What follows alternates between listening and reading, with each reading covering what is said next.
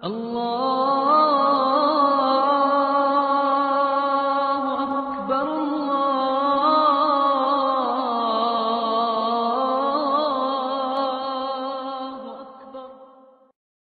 علیہ السلام سے لے کر قیامت تک پیدا ہونے والے آخری انسان کے انگوٹھے کے نشان نہیں جڑتے آپس میں۔ بڑی سے بڑی کمپنی بھی ہوگی، کسی چیز کے ماڈل 2 نکال دے گی، 4 نکال دے گی، کتنے نکالے گی؟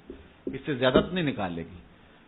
لیکن دیکھیے، 2 آدمیوں کی شکلیں آپس میں نہیں ملتی، ناک بھی اسی جگہ پہ، کان بھی اسی جگہ پہ، آنکھیں بھی اسی جگہ پہ، زبان ہونٹ بھی اسی جگہ پہ۔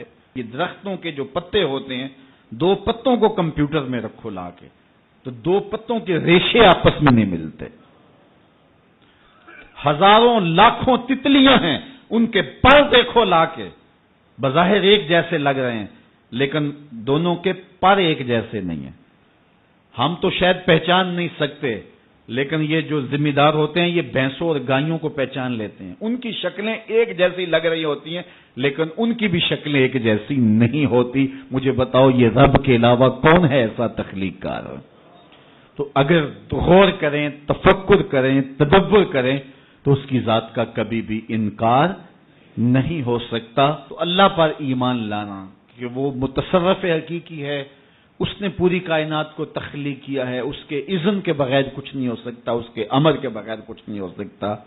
کائنات کو اس نے پیدا کیا ہے، امر کن سے پیدا کیا ہے، اور پھر ایک دم پوری کائنات فنا بھی کر دے گا، پھر اس کے بعد دوبارہ زندگی دے گا۔ اللہ اکبر۔ پھر لوگوں کا حساب ہوگا۔ اس نے جنت کو پیدا کیا، اس نے دوزخ کو پیدا کیا۔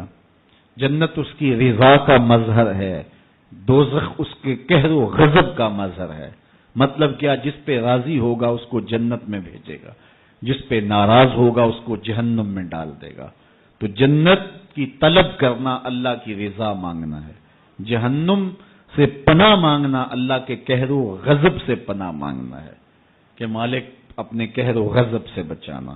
دونوں اللہ کی پیدا کردہ ہیں اور تیار ہو چکی، اعدت، بالکل تیار ہو چکی۔ جنت بھی تیار ہے، جہنم بھی تیار ہے۔ نیکوں کاروں کو جنت عطا کرے گا اور بدکاروں کو جہنم عطا کرے گا۔ قیامت یہ ہمارے بنیادی عقیدوں میں سے ہے کہ جو بھی ہم اچھے برے اعمال کر رہے ہیں، قیامت کے دن اللہ کے حضور حاضر ہوں گے ہم، اور ایک ایک عمل نامہ اعمال میں تولا جائے گا۔ جو ہم کر رہے ہیں، کرامن کاتبین اس کو نوٹ کر رہے ہیں، لکھ رہے ہیں، اور وہ کسی سے نہ رشوت قبول کرتے ہیں، نہ کسی کی رعایت کرتے ہیں، اور نہ کسی کی فیور کرتے ہیں۔ جو ہے وہ لکھ لیتے ہیں۔ اور جب فساق و فجار نامہ اعمال پڑھیں گے تو اس میں ہر چیز لکھی ہوگی، تو بے ساختہ پکار اٹھیں گے، ما لہذا الکتاب لا یغادر صغیرۃ ولا کبیرۃ الا احصاها۔ ہائے، اس کتاب کو کیا ہو گیا؟ اس نے چھوٹی بڑی ہر بات لکھ دی۔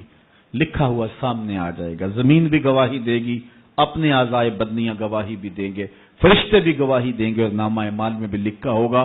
آدمی کی نیکیوں اور گناہوں کے 4 گواہ ہوں گے، لیکن اگر کسی نے گناہ کے بعد توبہ کی، اللہ 4 گواہیاں مٹا ڈالے گا۔ نامہ اعمال سے بھی حذف کر دیا جائے گا، فرشتوں کی یادداشت سے بھی ختم ہو جائے گا۔ جس زمین پہ جرم کیا وہ زمین بھی بھول جائے گی، اور اعضائے بدنیاں سے بھی محو کر دیا جائے گا۔ تو گناہ کے بعد سچی توبہ انسان کو ایسے کر دیتی ہے جیسے ابھی ماں کے پیٹ سے جنم لیا ہو، اور اس کی رحمت کا در کھلا ہے۔ توبہ کا دروازہ بند ہوگا قرب قیامت میں۔ قیامت سے 40 سال قبل سورج مغرب میں غروب ہوگا، غروب ہونے کے بعد دوبارہ پھر نکل آئے گا، اور پھر نصف النہار تک آئے گا، اور پھر دوبارہ غروب ہو جائے گا۔ یہ اعلان ہوگا اس بات کا کہ اب توبہ کا دروازہ بند ہو گیا۔ اب کوئی توبہ کرے بھی تو اس کی توبہ قبول نہیں ہوگی۔ تو یہ قیامت کا عقیدہ، اس پر ہمارا ایمان ہونا چاہیے۔ اسی طرح برزخ کا عقیدہ، اس دنیا کے اندر سے ہم مرنے کے بعد قیامت سے پہلے کی زندگی، موت اور قیامت کے درمیان کی زندگی برزخ کی زندگی ہے۔ اس میں 3 سوال عقیدے کے بارے میں، من ربوں کا، ما دینوں کا، ما کنت تقول فی ھذا الرجل، یہ 3 سوال ہیں۔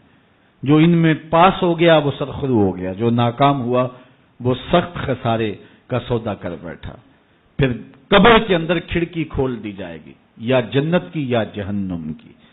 جس کے قبر میں جنت کی کھڑکی کھولی جائے گی تو وہ موج میں ہوگا اور قیامت اس کے لیے دیر نہیں ہوگی، لیکن جس کی قبر جہنم کے گڑھوں میں سے گڑھا بن گیا اس کو سخت اذیت کا شکار ہونا پڑے گا۔